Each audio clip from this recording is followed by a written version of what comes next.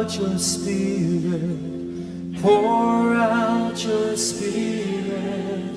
Reviewing the outpouring for your refreshing and infilling. Pour out your spirit, pour out your spirit, pour out your spirit on me.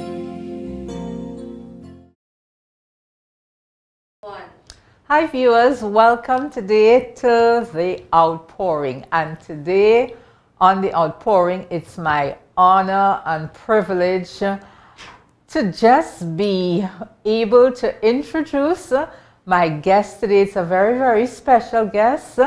And before I get into the part of who my guest is, I want to let you know that truly the earth is the Lord's and the fullness thereof, the world and they that dwell therein. And today we are going to be visiting, on set, we are going to be visiting Panama. I have with me in studio today the ambassador from Panama to Trinidad, Tobago, and Suriname, and she is excited, she is colorful, she is experienced, she is well wrapped. Her Excellency, welcome. Your Excellency, welcome, welcome, welcome. Thank you so much. She is Sylvia Miller, and she is also an English professor. She is cultural, community-based, well-traveled, well-rounded. She does her job with excellence, and most of all, she is fulfilling her mandate from God to function in the earth. She has become and continues to become all that God ordained for her. And I will be quiet now, and well, at least before I'm quiet, I'll just share a little bit more on her, and then she will let you know some of the things that she is involved with. Her bio is very long, and I don't want to take the entire program to give you her bio when you could have that time hearing from her. So I will share with you some of the areas that she has been very active in the community activities, and that's president of the International Afro Festival of the Republic of Panama, member of Parliament of the African Diaspora, coordinator of REMP Colon, that's a network of Afro-descendant women in Cologne, Republic of Panama. She's also member of the Secretariat for the Development of the Afro-Panamanians, member of the Cultural American Black Organization, cultural manager, President Black Ethnic Commissioner in Cologne, Republic of Panama, and founder, President, Foundation of Ethnia Negra. Negro. Thank you very much for that. Right. So, viewers, ladies and gentlemen, I present to you Her Excellency Sylvia Miller. Sylvia, Her Excellency, take it away. Thank you so much. First of all, thank you for inviting me to Tobago. This is my first visit here. And one of the things that I see that is the similarity that Tobago has with my people. I am from the province of Cologne. Cologne is a province that has a high percentage of Afro-descendants who came from the Caribbean with the Panama Canal construction. And the majority of the people are descendants from Jamaica, Barbados. Some also are from Trinidad and Tobago. And we have the third migration of people that came to the Isthmus were from San Andres, the island of San Andres in the Caribbean of Colombia. So I am a mix of a little bit of everything.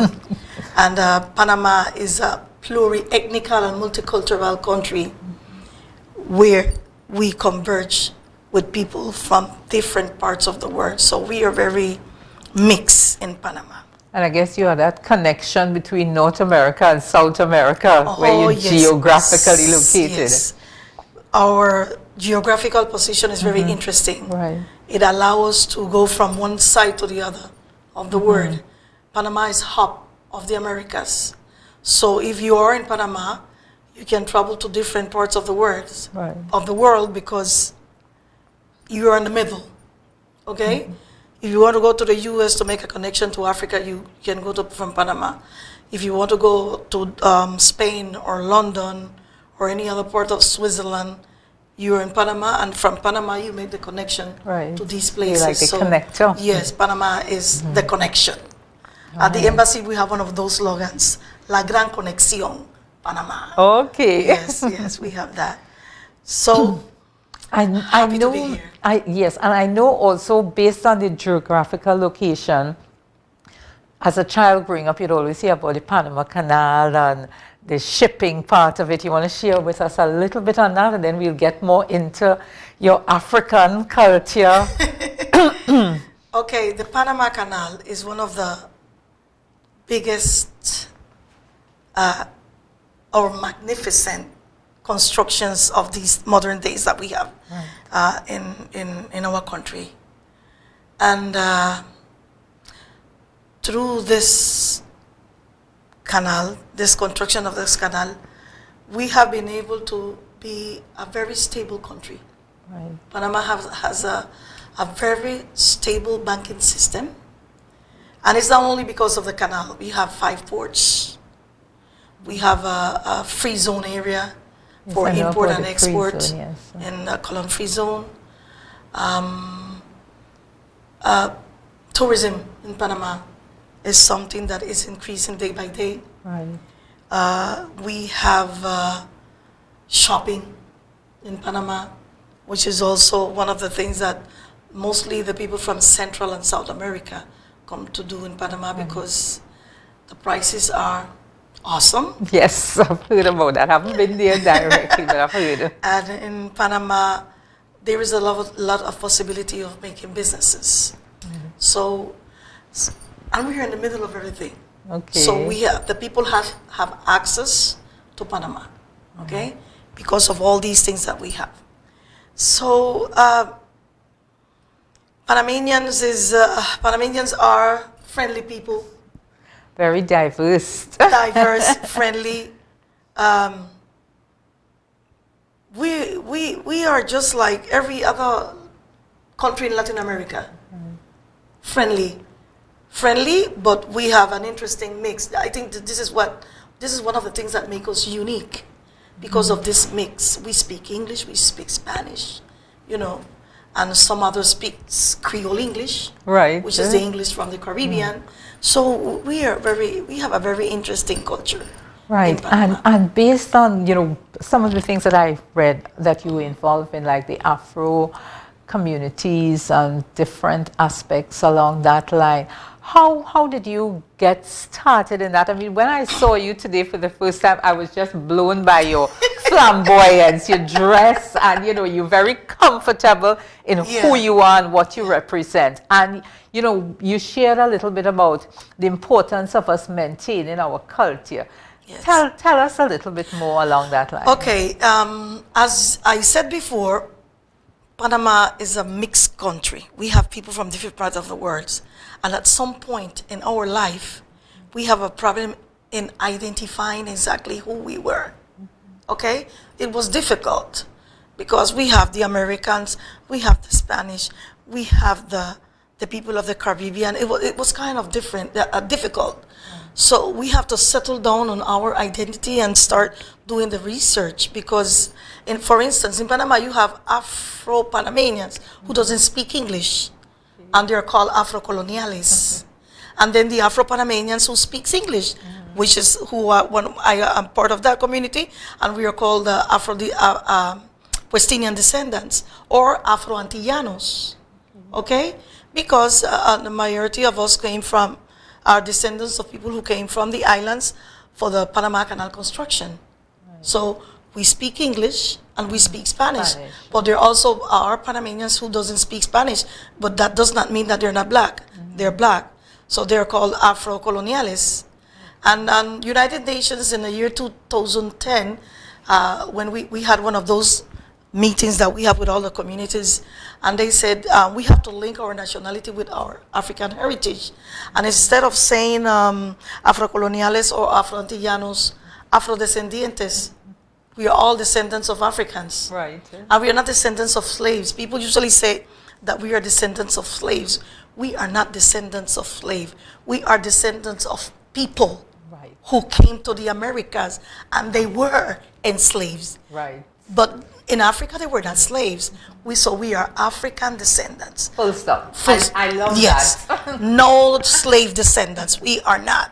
And if you get deep into the story, you will find out that they were not slaves in Africa. They were queens, kings, princesses. Okay, so we are not descendants of slaves. And then, in this research of our story, and as an English teacher, as a professor, I got into the movement when the year 2000,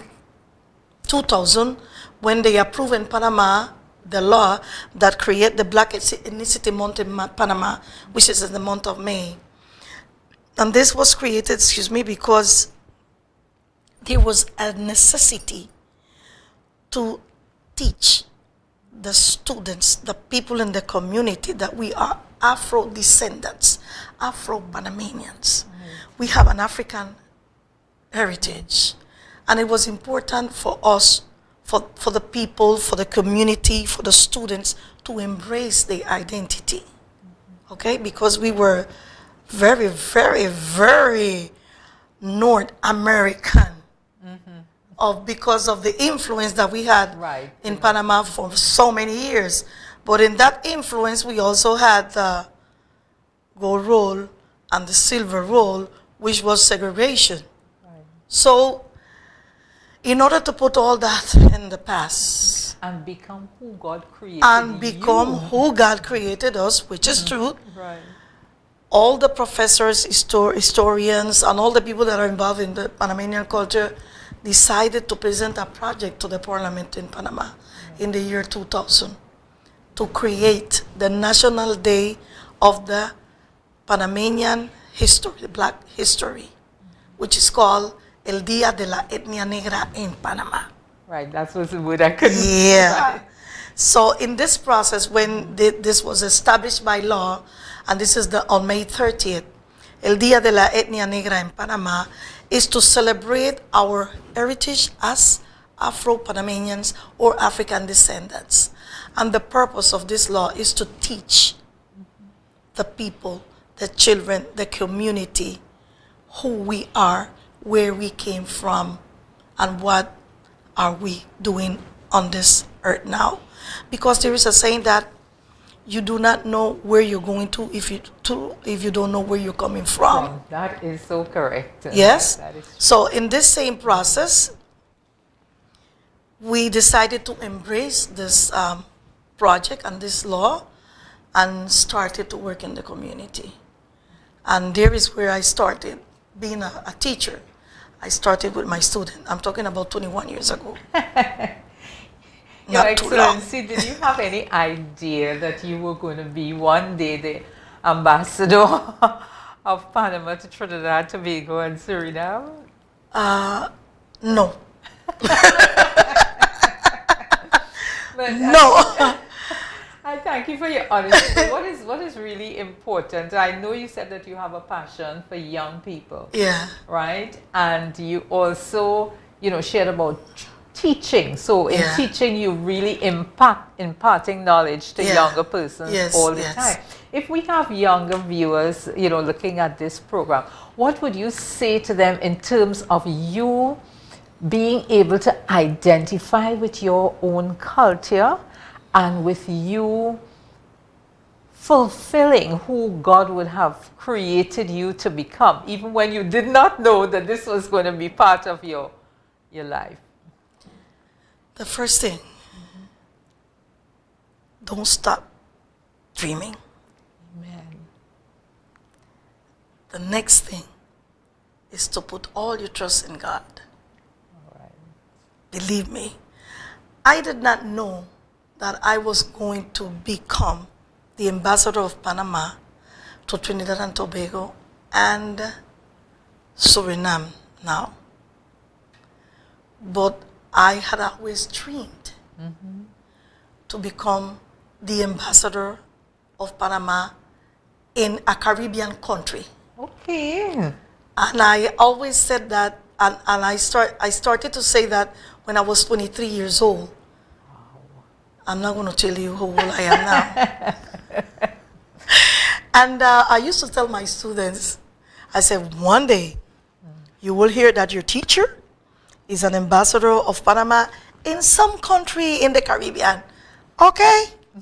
Those students are adults now. Right. And they, teacher, really and truly? And that was just a dream. You didn't think that was going to be your reality. So I know that dreams come true when you put them in God's hand. Okay? I know that dreams come true. And then this morning, reflecting with my son, we were talking about those things that as a young person you think of, you dream of. And I feel that God just put things in place and put the right people in the right place. And you were willing participants. Yes, yes, I believe in that. But going back to my passion, which is culture, I really work in looking for the community, for the students, for the people, for the grandparents, for the aunts, to embrace the culture, to understand who we are, and to identify themselves as Afro-Panamanians. And doing this for such long time, and I have to admit that I didn't do it by myself. I had a team of people working with me for this 20-something years. And now, today, I can say that you find Panamanians that are proud of being who they are and acknowledge who they are. Because one thing is to see or say, well, I am an African descent, but the next thing is to say, I accept myself as an African descent. For who I am. For who I am. And this is one of the reasons why the census that we had in Panama in 2010 was a failure, because this census gave us numbers, and the numbers were not correctly. They said that the African descendants of the Afro-Panamanians in the Isthmus were just at 9%. And when you walk around the entire country, you see black people all over. So how is going to be just the 9%? 9%, right. You see African descents all over. At times people don't like to use the term black, but that's what we are. Or at least it doesn't bother me, okay? When they tell me that that's a black woman, I say, that's fine, I'm a black woman. That's who I am. That's who I am. It doesn't bother me. Some people just like to say, well, I'm an African descent, or I'm an Afro-Panamanian, and that's also fine. Right. As long as you know who you are And comfortable you with it. Identify yourself with who you are, that's fine. That is just fine.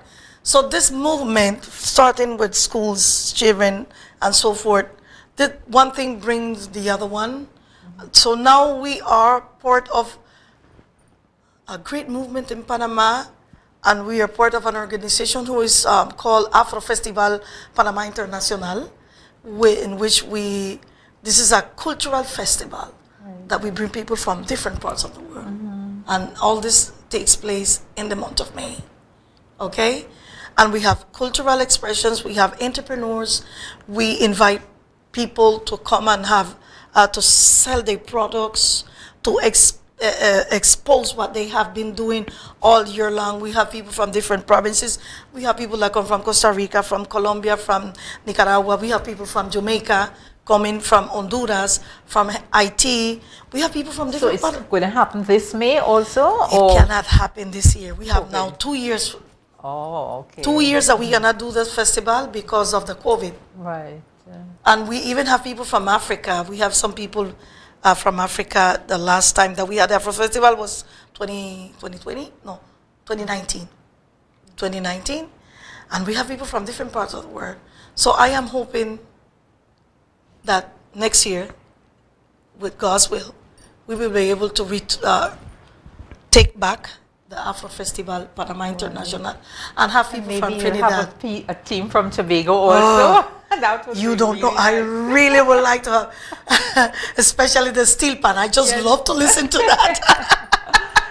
Oh boy. So we are looking forward to see if we can have in this mix, this cultural mix, we can bring also the people from Trinidad and Tobago.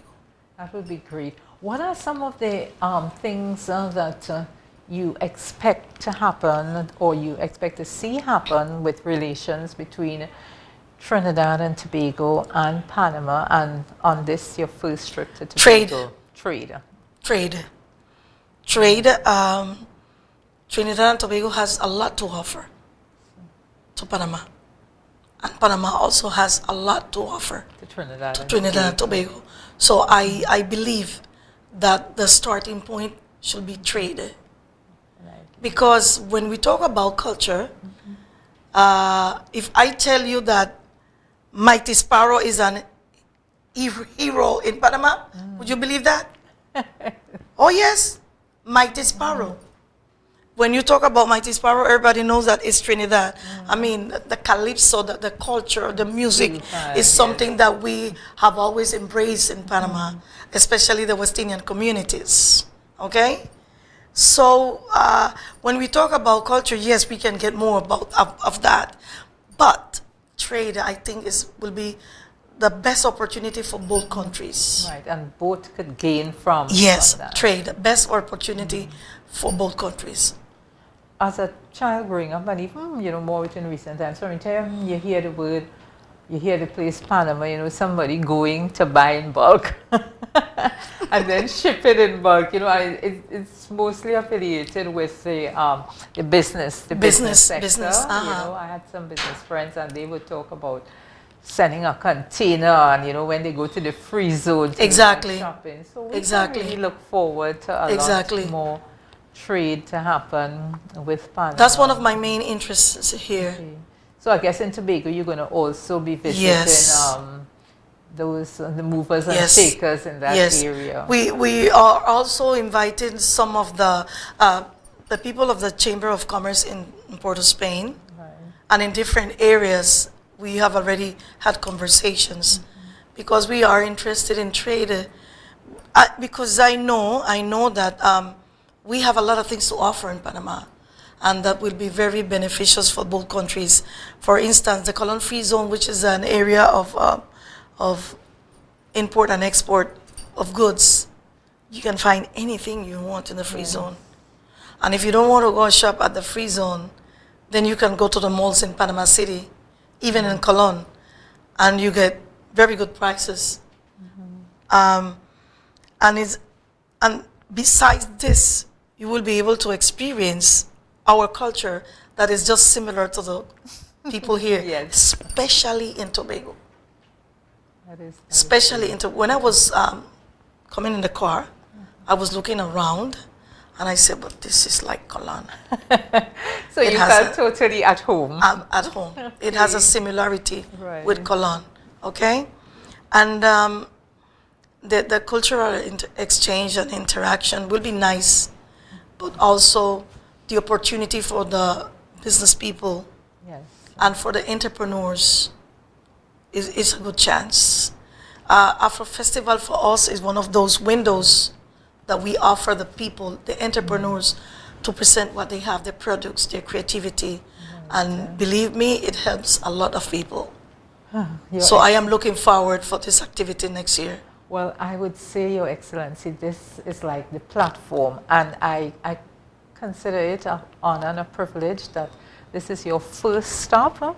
So we just have about 3 more minutes on this program. So I don't know if there's anything in your heart that you'd like to really just say to the viewers, or encourage young persons, or anything at all that you would really like to share with our viewers. Well, one of the things that I would like to say is just thank you. Thank you, because ever since I got off the plane, I felt at home. And this morning also at the hotel, I felt at home. People of Tobago is like the people of Colon. So what else can I say? Just thanks. And I hope to see you soon. And the next visit, I hope that is not an official visit, a visit for fun. Right. to have fun and enjoy. But thank you so much for your hospitality, and thank you for this opportunity to express and to share with Tobago what we have in common. Wow.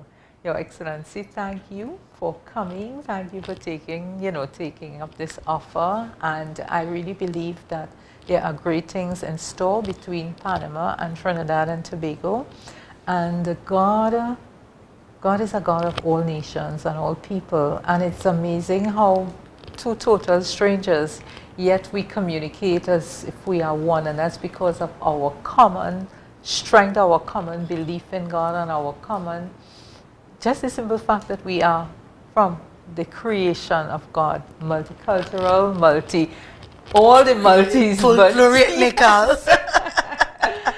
Viewers, I am all out of time, but truly I thank you for staying tuned to today's program, and it has really been my honor and privilege to have Her Excellency Sylvia Miller, the Ambassador from Panama to Trinidad and Tobago.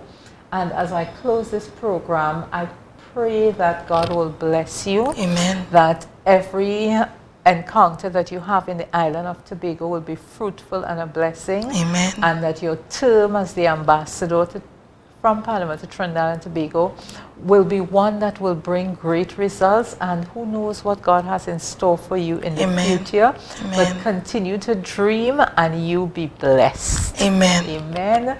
Viewers, shalom, the peace of God, blessings on you. Amen. Amen. Amen. Pour out your spirit. Pour out your spirit. Reviewing the outpouring for your refreshing and infilling. Pour out your spirit. Pour out your spirit. Pour